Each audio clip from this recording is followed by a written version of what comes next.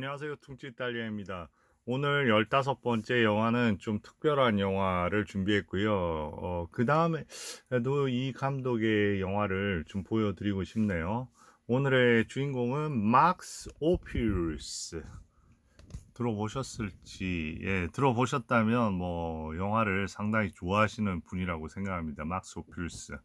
프랑스 영화 감독이고요. 원래는 독일 사람이에요. 1902년생이고 57년에 사망을 했습니다. 그러니까 상당히 짧은 인생을 살았죠.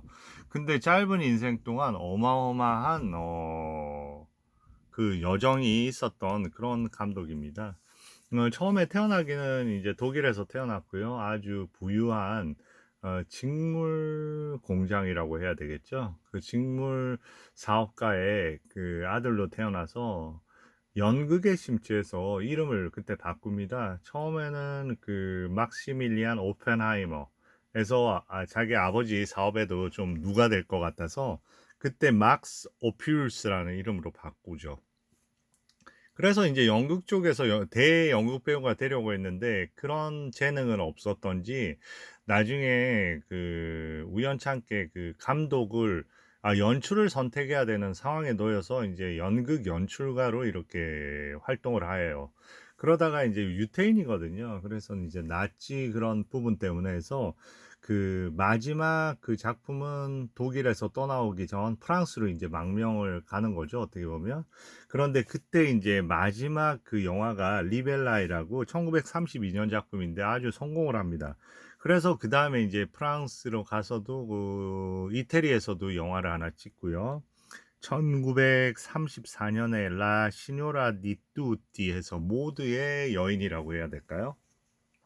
그리고 이제 대표적인 작품으로 1938년 괴테의 베르테르의 그 원작에 기초해서 베르더라는 작품을 또 찍습니다.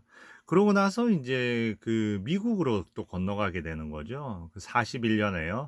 그 당시 그 저번 영화에서도 그렇지만 뭐 동유럽에서 아니면 독일권에서 유태인들이 미국으로 가는 경우가 많았잖아요. 그래서 위대한 헐리우드 영화의 다양성을 가져온 저번에 그 살인 전화의 빌리 와일드 감독도 그렇고 오토 프레민저도 그렇고 앤스트 루드비치도 그렇고 뭐 조세프 폰 스텐베르그부터 뭐 엄청 많잖아요.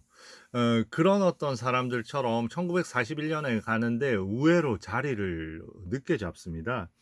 그래서 이제 한참 기다려서 1946년에 The Exile이라는 어떤 영화를 찍고요. 그 다음에 바로 이제 1948년에 엄청나게 이 사람을 유명하게 만든 그런 어떤 작품을 찍습니다. 그 영화는 그 올드 영화 팬이라면 다 보셨을 거예요. 기억나세요, 이 영화? Letter from an Unknown Woman. 미지의 여인에게서 온 편지. 기억하실 거예요. 오른쪽에 루이 주르당이고요. 왼쪽에 조안 폰테인이잖아요. 조앤 폰테인 유명한 배우죠. 레베카 알프레드 히치콕의 레베카 루이 주르당 프랑스 출신의 헐리우드에서 활동을 한 그런 배우잖아요. 그 조앤 폰테인 같은 경우에는 언니도 유명한 배우예요. 한 살 터울의 올리비아 드 하빌란드 기억하세요? 그 둘이는 평생 그렇게 앙숙을 넘어서 절연을 하고 그렇게 지냈다고 해요. 그런데 여기서 이제 조앤 폰타인이 이때가 나이가 한 서른 한두 살? 오히려 그 루이 주르당보다 한 두 살 많았을 거예요. 그런데 소녀 시절부터 해서 나중에까지 그런 어떤 엄청난 연기를 보여주고 저거는 완전 감동 스토리잖아요. 고전 중에 고전이죠.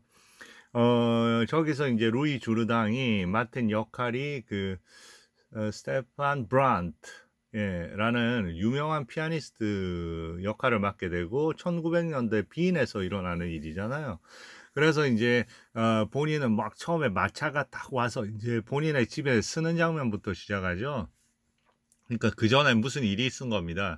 그래서 어떤 남자와의 결투를 앞두고 이제 들어온 거죠. 새벽에 이제 결투를 하러 나가야 되는데 막 젖은 옷을 해서 올라오면서 하인인 벙어리 존에게 얘기하죠. 결투는 부자나 뭐 고급 관료를 위한 거고 자기 같은 사람을 위한 게 아니다 하면서 한 시간 후에 나 알려주면 그때 자기는 이제 도망을 갈 생각이죠, 여행을. 그런데 이제 존이 얘기합니다. 편지가 하나 와 있는데 그걸 읽어보라. 그러니까 뭐 스테파는 그냥 세수하고 이러면서 곁눈질로 이렇게 펼쳐 보는 거죠. 이 사람은 그 유명 피아니스트로 지금은 이제 완전 내리막길에 있는 거고요. 그리고 과거에 너무나 숱한 연애사가 많았던 사람인 거죠. 그래서 편지를 보는데 첫 대목이 어떻게 시작해요? 지금 이 편지를 받는 순간 나는 아마도 죽어 있을 겁니다. 이렇게 시작을 하는 거잖아요. 그래서 회상을 하면서 마지막 그 첫 장면으로 다시 돌아오는 어떤 그런 영화인데, 이 영화 줄거리는 너무 유명하고, 그리고 이 사람 영화 중에서 아마 일반인들이 제일 많이 알고 있는 영화가 이 영화일 거예요. 다룰까 말까는 고민 중입니다. 그러고 나서 이제 1949년에 영화 두 편을 만들어요. 둘 다 주인공으로 바로 이 사람이 나옵니다. 제임스 메이슨, 주인공. 하나는 주인공은 또 로버트 라이언일 수도 있겠네요. 주인공. 그 영화가 바로 이제 포획이라는 영화고요. 바로 오늘의 영화입니다. 저는 이거 두 개 다 다루고 싶어요. 제임스 메이슨도 너무 좋아하고. 오늘 영화는 막스 오필스의, 그리고 나서 이제 오필스 감독은 다시 프랑스로 돌아와서 진짜 전설이 될 그런 영화를 찍습니다. 대표적으로 처음에 1950년에 홍드 하면 뭐 돌면서 추는 춤에서 윤무라고 번역 잘한 것 같아요. 홍드. 그 다음에 1952년에 르블레지가 쾌라. 그리고 1953년에 저는 이 작품 너무 훌륭하다고 생각해요. 마담 드. 여기 보면 왼쪽에 이제 샤를 보아예고요. 그 다음에 오른쪽에 누굽니까? 오른쪽에 본인 이 감독인 막스 오필스가 좋아했던 정말 쓰기를 원했던 늘 그런 여배우죠. 다니엘 다리. 그러고 나서 이제 마지막 1955년에 위대한 역작인 로라 몬테스를 끝으로 해서 이제 57년에 심장 문제로 사망을 하게 되는 거죠. 이게 두두둑 쓰러집니다. 로라 몬테스를 얘기하니까. 로라 몬테스를 얘기하니까 쓰러지네요.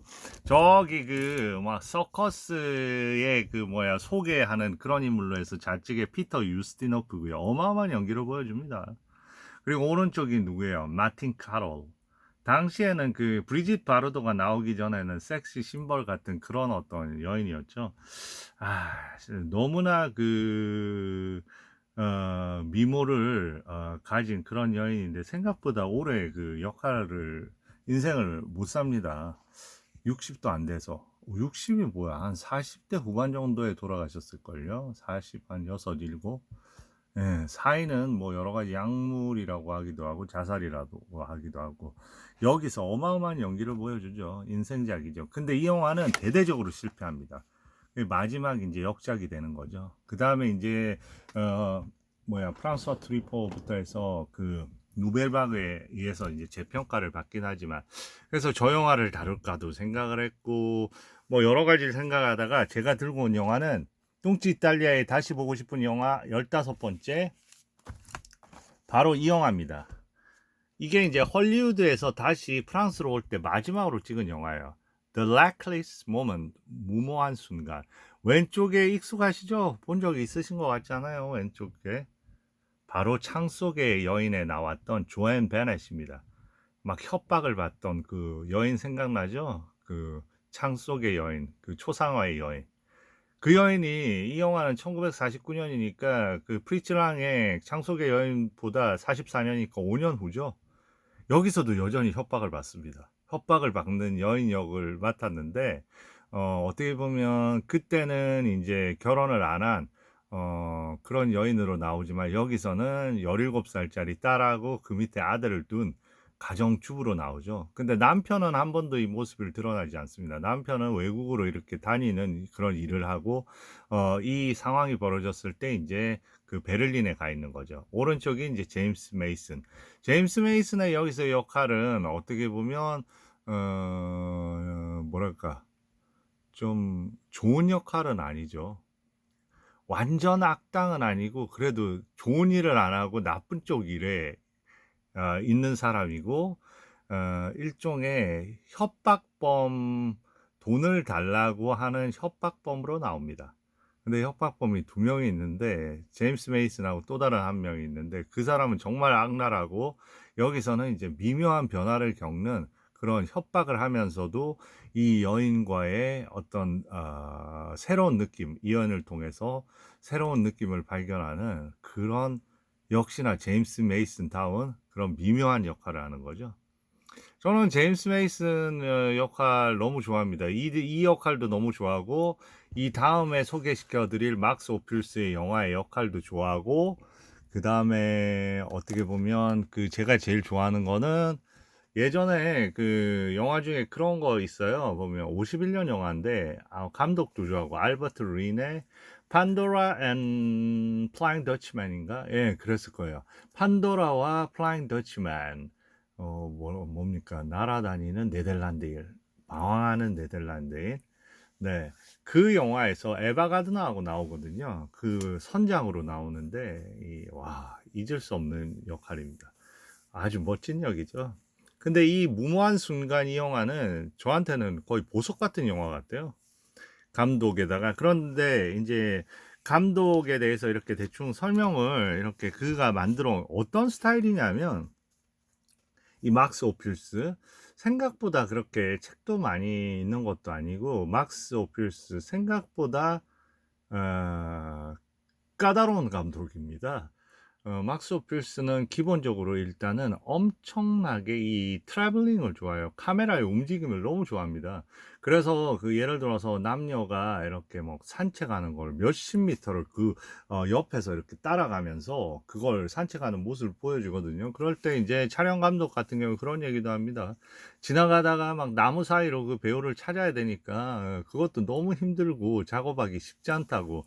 심지어 그 롤라 몬테스 같은 경우에는 그 서커스 이런 게 배경인데 그 중간에다가 레일을 깔아가지고 그 무대 그 중간에다가 해서 카메라를 갖다가 그 움직여서 트래블링 샷을 하고요.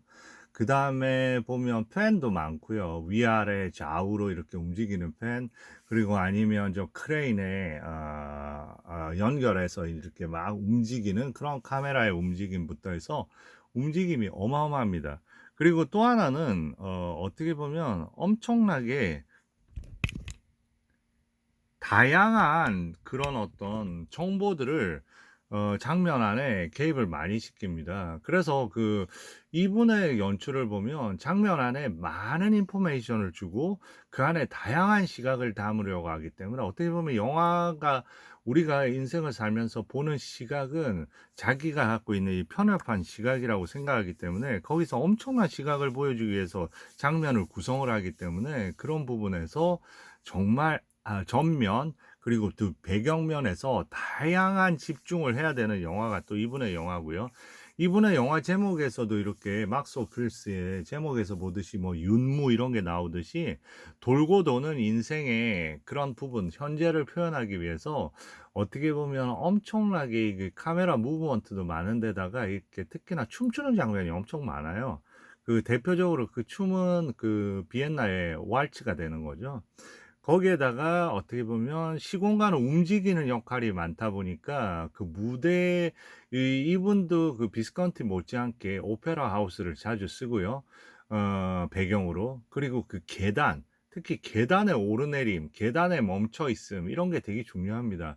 계단에 멈춰 있다가 미지의 여인에서 온 편지에서는 계단에 멈춰 있다가 주인공인 리자가 그 조앤 폰테인이 연기한 리자가 한 뭐 소녀 시절에 자기 엄마와 그리고 재혼할 아버지의 둘이의 어떤 미묘한 장면을 계단에서도 발견하게 되고요.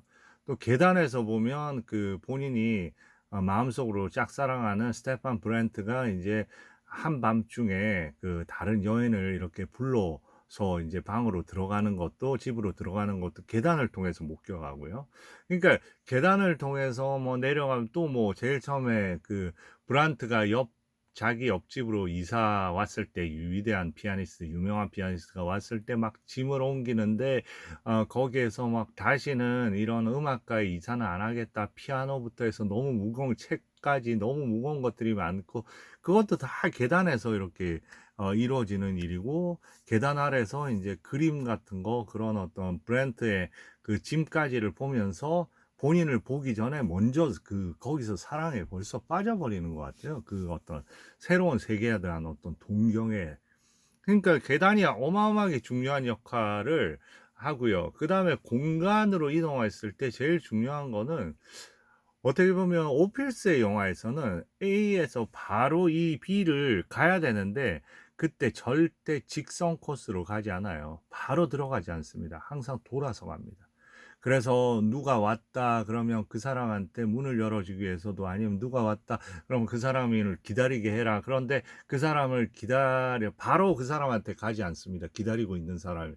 항상 뭐예요? 우회해서 돌고 그 안에서 그 어떤 뭐랄까 복잡한 관계를 통해서 그 도는 과정에서 여러 공간이 또 보이겠죠. 여러 사람도 보이고 그걸 통과해서 거기에 가게 됩니다. 그러니까 그 안에 보다 많은 어떤 그런 뭐랄까 타이트함 이런 게 느껴지는 영화고 뭐라고 해야 되나 그만의 어떤 독특한 방식의 과거를 담는 사람들의 이야기를 담는 그런 부분들이 있는 것 같아요. 그래서 보면 오필스의 영화에서는 여자의 그런 어떤 역할이 대단히 중요하거든요. 그리고 사랑 얘기가 대부분이고 되게 로맨틱한 영화를 만드는 어떤 그런 대가인데 어떻게 보면 요 얼마 전에 그 비스콘티의 센서 보셨잖아요. 센스 어때요? 영화 상당히 격렬하죠. 비스컨티는 어떻게 보면 이런 어떤 음악에 있어서도 어마어마한 집요함을 가지고 그리고 그런 어떤 사람들의 관계에서도 극도로 밀어붙이는 그런 부분이 있습니다. 광기에까지 이르도록. 그러면서 그냥 그 우리 본연의 추함과 이런 걸 다 드러나게 만드는데 이 사람은 어느 나라 사람이에요? 기본적으로 독일 사람이고 프랑스 사람이다 보니까 비스콘티 같은 스타일, 그 격렬한 스타일이기보다도 물론 어떤 그 안에 보면 프레네지 일종의 광적인 열광 같은 거 있는데 그게 광기로는 가지는 않는 것 같아요. 비스콘티의 감독의 영화가 광기에 좀 더 가는 쪽이라면 거의 보면 저번에 센소 같은 경우에는 광기 그 자체잖아요. 예. 극단적으로 몰아붙이는데 그 안에 어마어마한 연출감을 가지고 몰아붙이는 데 대해서 이 사람의 영화는 보다 좀 뭐라 그럴까? 좀 그 안에 미묘하면서도 그 안에 움직임을 좋아하지만 그 안에 어떤 따뜻함도 있고 회한도 있고 어떤 그런 부분이 보다 그런 어떤 덜 차가운 감독인 것 같아요. 저는 비스콘티보다. 그리고 이분은 인생 자체가 너무나 그 인생 안에서 그런 어떤 꿈과 어떤 과거 그래서 참고로 보면 라홍드라는 이 영화에 보면 이게 누굽니까? 안톤 월브룩이라고 어마어마한 배우죠. 어마어마한 오스트리아 배우예요. 이 사람이 그걸로 이 사람 얼굴은 안 나오는구나. 이 사람은 그 어마어마하게 잘생기기도 했고 안톤 월브룩이 이제 이게 돌고 도는 이야기라 처음에 시몬 시노레가 연기한 거리의 여자가 어떤 남자를 만나고 그래서 결국은 마지막에 백작 제라르 필립이 연기한 백작까지 가게 되고 그 백작이 다시 하룻밤을 이 뭐야 거리의 여자인 시몬 시뇨레 하고 보내면서 이렇게 돌고 돌고 도는 인생 스토리를 갖다가 얘기하는 거거든요. 그 중간에 개입해서 이제 뭐 다양한 인물을 소화하면서 일종의 해설자 역할을 하는 게 저 안톤 월브룩인데 안톤 월브룩 이 제일 처음에 소개를 할 때 영화가 시작할 때 무대 같은 데서 이렇게 있으면서 뭐 무대에서 바로 연극적인 느낌에서 바로 이렇게 영화로 이어지는 그 긴 걸음들이 있습니다. 그런데 그때 여러 가지 다양한 얘기를 하거든요. 그러면서 영화로 들어가기 전에 나는 과거를 좋아한다. 근데 과거를 왜 좋아하냐면 거기서 얘기합니다. 과거가 현재보다 좀 더 편안하기 때문에 여기서는 뭐라고 하냐 헛보성이라고 하고 헛보성 하면 블리 헛보성 그 르프레성 하면서 르파세 블리 헛보성 그 présent 하면 현재보다 과거가 좀 더 편안하게 만든다, 좀 휴식 공간을 준다 이런 느낌이거든요. 그리고 plaisir 그 repeat가 미래보다 더 확실한 게 과거니까 그래서 과거를 좋아한다고 하거든요. 그래서 이 영화들을 이렇게 보면 미래에 대한 부분보다 과거와 현재가 주로 차지를 하는 것 같아요. 그래서 미래에 대한 어떤 생각을 하지만 그 미래를 꿈꾸지는 않는 것 같아요. 그냥 미래를 앞당겨서 현재로 만들고 싶은 거지. 그러면서 인제 여기서 대부분 보면 운명의 여인들이 대부분 현재의 갈등에 놓여 있거든요. 그래서 그 대사를 통해서도 곳곳에 보이는 것들이 이 오늘의 영화는 아니지만 막스 오필스를 이해하는 데는 현재는 항상 '어디로 가야 하지?' 그런 부분이 많아요. 그래서 보면 그 영화에서도 항상 보면 마차가 많이 등장을 하고요. 어쨌든 하나에서 하나로 옮겨가는 거잖아요. 그리고 연극적인 부분하고 실제 이 현실과 그런 어떤 뭐야 인위적인 거의 경계가 어디 있냐 그런 부분도 눈여겨 보셔야 됩니다. 연극적인 바탕에서 온 사람이다 보니까 연극적인 어떤 연출이 대단히 많고 그래서 대부분의 이 사람과 같이 작업을 한 배우들은 막스 오필루스에 대해서 엄청나게 다양한 그런 어떤 추억을 갖고 있더라고요. 막스 오필루스가 대표적으로 선호했던 배우가 이 배우라고 했잖아요. 다니엘 다흐유. 그 어떤 스타일인 것 같아요. 미모는 차치하고 되게 요새 봐도 현대적이지 않아요? 요새 이 다니엘 다리우의 연기를 보면 전혀 과거의 그런 여인으로 보이지 않습니다. 그런 바탕에는 제 생각에 단순히 미모를 위해서 이렇게 썼던 배우가 아니고요. 매력을 얘기할 때 보면 인제 비극적인 부분으로 끝나는 부분이 있는데 오필스가 다니엘 다리우를 쓴 어떤 느낌들은 그런 얘기도 있거든요. 다니엘 다리우에서 코믹한 부분도 많거든요. 그래서 코믹한 부분과 어떤 비극의 어떤 공존 어떻게 보면 그 영화 대부분에서도 보면 그런 게 되게 많아요. 아주 사소하고 여인의 엄청 뭐 행동이나 이런 게 엄청나게 그 귀족적인 데서 시작하는 게 아니라 보면 귀족인데 그 안에 되게 보면 사소하고 때로는 천박하고 이런 것들이 같이 섞여 있거든요. 그런 게 어떻게 보면 나중에 더 큰 조각조각 모여서 더 큰 감동을 주기도 하고 그런 부분에 아주 그래서 보면 롤라 몬테스 저 영화에 보면 피터 유스티노프 같은 경우에 예전에 인터뷰할 때 그래요. 아주 모배고 그렇게 좋지 않은 취향인 것 같은데 그걸 가지고 또 엄청난 걸 만들기도 한다. 근데 원래 뭐 그런 어떤 음악적인 취향이라든지 그런 취향은 아주 디테일하면서도 그 안에서 그 작은 사소함을 잃지 않는 그런 부분인 것 같아요. 그게 또 비스콘티하고는 좀 차이가 비스콘티는 극단적으로 어떤 귀족적인 그런 걸 좀 추구했던 인물인 것 같고 갈수록 영화에서 본인 세계의 어떤 그런 어떤 그 집요함과 그런 부분에서 이 막스 오필스의 영화는 조금 다르다고 생각합니다. 그래서 이런 부분 상당히 좀 모르겠어요. 좀 난이도가 있을 수도 있고 그런데 제가 보면 그 막스 오필스 작품 중에서 가장 보면 헐리우드적이면서 저는 이 작품이 보석 같다고 여겨져요. 그리고 참고로 막스 오필스가 그렇게 운동이 뭐 카메라 움직임이나 그런 게 많다고 했는데 거기에 대해서 발췌한 거를 하나 읽어 드리면 조금 도움이 되실 것 같아요. 자, 막스 오필스가 57년에 사망했으니까 이게 56년에 인용한 거거든요.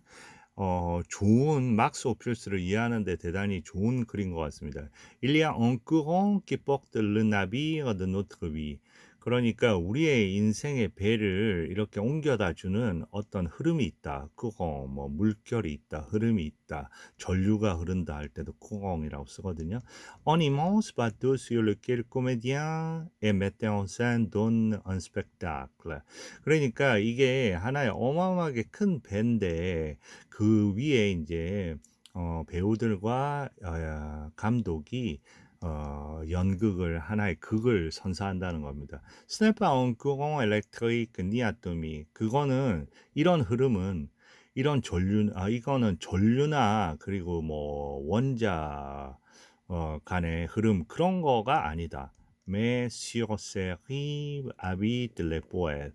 그러니까 이런 하나의 배가 이렇게 흘러가면 그 어떤 강 옆에는 어떻게 시인들이 사는 그런 흐름인 거예요. 우리의 배는 지나가다가 보면 그 강가에 시인들이 사는 그런 배를 지나가는 겁니다. 타고. C'est le courant de l'imagination. 이거는 상상력의 그런 흐름이다. 물결이다. 상상력의 그런 어떤 흐름이다. Il coule à travers tous les arts. 그러한 흐름은 모든 예술을 관통해서 흐른다. Si de temps en temps 그리고 de temps en temps 한 번씩 il mouille un peu le cinéma.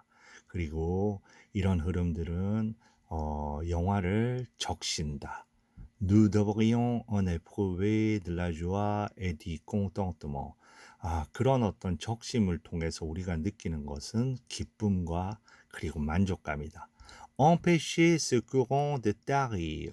그래서 이 흐르는 물결을 우리가 배를 타고 가는 이 흐르는 우리의 배를 밀어주는 이 흐름이 메말라지는 거를 우리는 막아야 된다. C'est notre devoir à nous. 그게 바로 우리의 의무다. Jean de cinéma et gardien d'écluse. 이게 바로 영화인들의 목적이고 이게 바로 그 수문장 같은 거다. Le courant de poésie qui était avant nous. 이런 어떤 시적인 그 물결은 흐름은 우리 이전에도 있었고 qui est autour de nous. 그리고 우리 주변에도 있고 et qui naîtra demain. 내일 다시 그런 거는 살아날 것이다. 계속 지속할 것이다. 꽤 아름답지 않아요? C'est Max Opus. 이런 걸 가지고 이런 생각들이 어떻게 영화 속에 구현되는지는 잠시 후에 보여드리겠습니다. 감사합니다.